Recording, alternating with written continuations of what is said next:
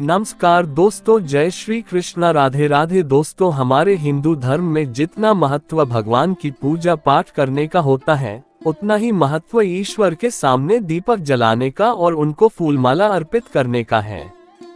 आप सभी लोग भगवान के सामने दीपक जलाकर मंत्रों का उच्चारण तो करते ही हैं।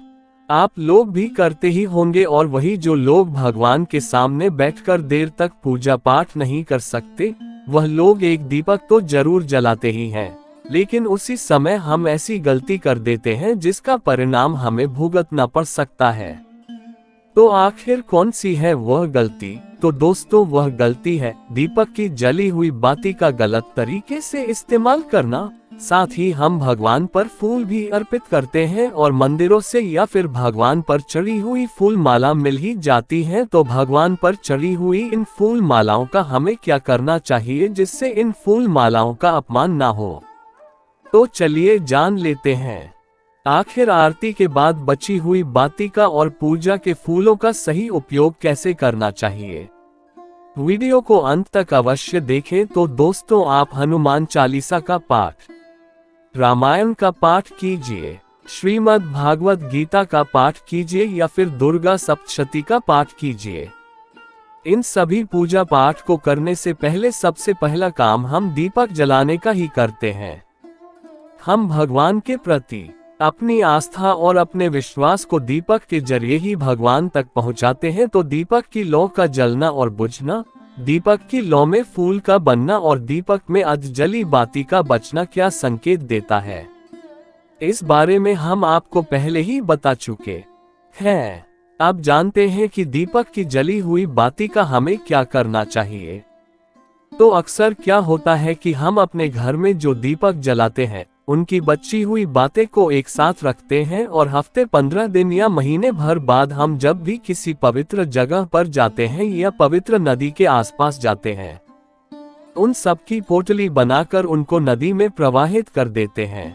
अगर आप इन्हें सम्मान के साथ प्रवाहित कर रहे हैं तो बात अलग है, लेकिन हम लोग जल्दबाजी में इन्हें फेंक देते हैं, और फेंकना और प्रवाहित करना दोनों अलग बात होती है। तो पहले ये समझते हैं कि जो दीपक की जली हुई बाती है, यह कोई साधारण चीज नहीं है। इसमें अपने भगवान को जो भी पूजा पाठ अर्पित किया है, इन सभी मंत्रों की तरंगे इस बाती में निहित होती है, और इस बाती को फेंक देना इसका अपमान होता है, जो कि सरासर गलत है।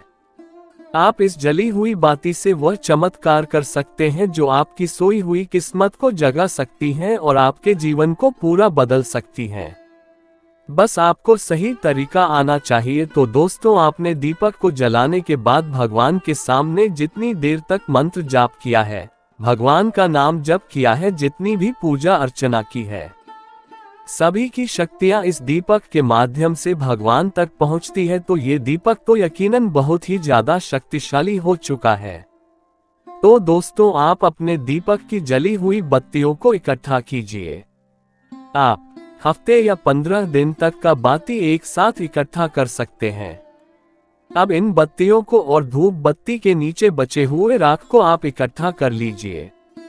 अभी से एक मिट्टी के सकोरे में रखिए, और आप मिट्टी के सकोरे में इस बाती के ऊपर थोड़ा सा धूप चूरा, थोड़ी सी हवन सामग्री डालिए।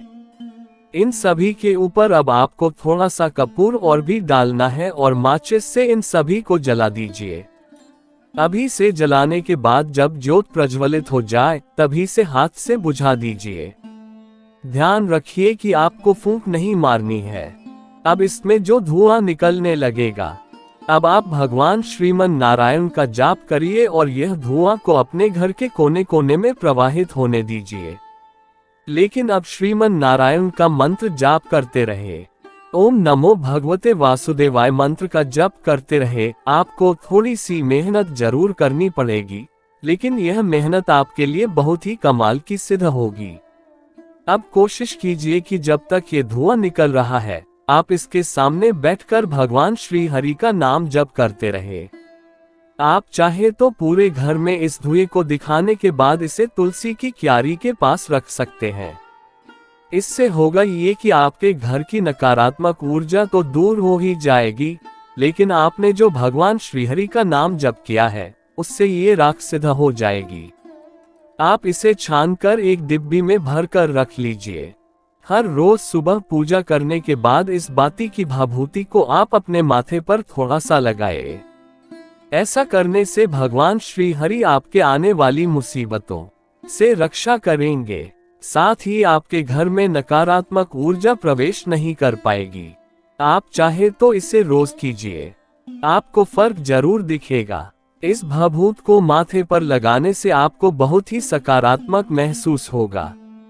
इसके अलावा आप एक और काम कर सकते हैं कि आप इन सभी बाती को आप एक दीपक या फिर एक मिट्टी के बर्तन में इकट्ठा करें और उस पर थोड़ा सा कपूर डालकर उस पर अग्नि प्रज्वलित कर दीजिए। अब जब ये पूरी तरीके से जल जाए तो इसकी जो राख बचेगी उस राख में थोड़ा सा पानी डालकर और अपने घर के पौधों की क्यारियों में डाल दीजिए। दोस्तों, अगर आप इतनी मेहनत नहीं करना चाहते तो तुलसी के पौधे के क्यारी में इस मिट्टी को डाल सकते हैं।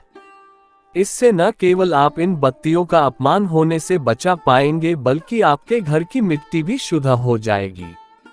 साथ ही आपको मंदिर से या पूजा के बाद आशीर्वाद के रूप में मिले हुए फूल और मालाओं का इस्तेमाल करना भी बता देते हैं।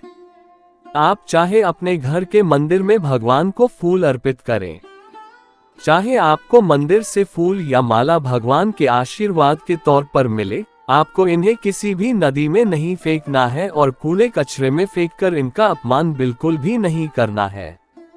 इससे एक तो आप नदी को अशुद्ध बनाते हैं और भारी मात्रा में ऐसा करने से जल प्रदूषण भी बढ़ता है। पानी में जब यह फूल माला बहुत लंबे समय तक पड़ी रहती है तो ये सड़ जाती है।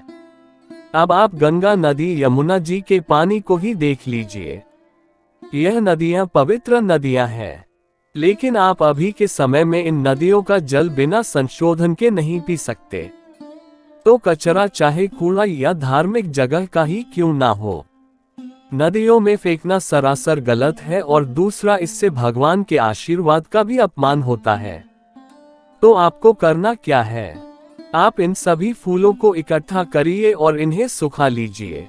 सुखाने के बाद आप इन्हें छोटे छोटे टुकड़ों में तोड़कर पूरा करके इसमें आप थोड़ा सा गोबर के उपले का चूरा, थोड़ा सा चंदन का पाउडर और थोड़ा नारियल का छिलका मिलाकर इनको कढ़ाई में डालकर गैस पर हल्का हल्का भून लीजिए और ठंडा होने पर इसे मिक्सी में पीसकर इसका महीन पाउडर बना लीजिए।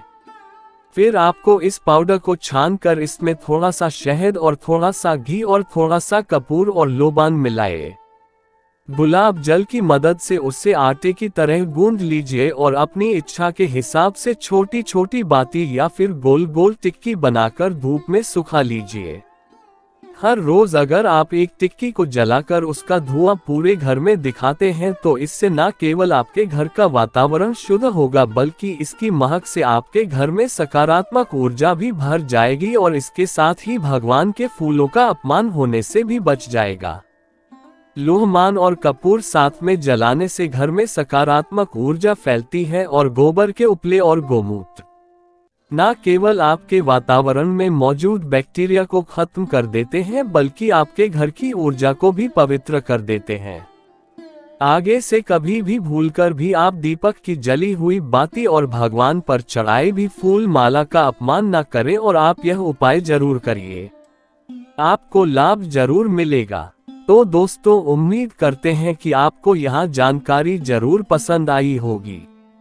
अगर आपको यह वीडियो पसंद आई हो तो वीडियो को लाइक जरूर कीजिएगा और कमेंट में जय श्री कृष्ण, राधे राधे, जय श्री नारायण अवश्य लिखें और इस वीडियो को ज्यादा से ज्यादा शेयर करके इससे बाकी लोगों तक भी पहुंच जाए। धन्यवाद।